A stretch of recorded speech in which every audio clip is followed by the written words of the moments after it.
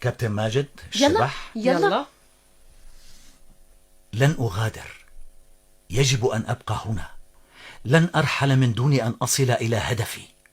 مستحيل، سأثبت لهم أنني الأقوى، عليهم الاعتراف بذلك.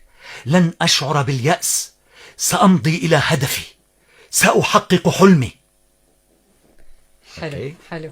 كثير حلو هذا هذا الكابتن الحكي. ماجد. نسمع كمان. لسه برين برين برين يلا. بينكي، لنذهب إلى المختبر ونعد لليلة الغد. لماذا؟ ماذا سنفعل في ليلة الغد يا برين؟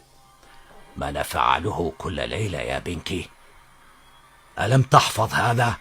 سنحاول السيطرة على العالم. حلوة.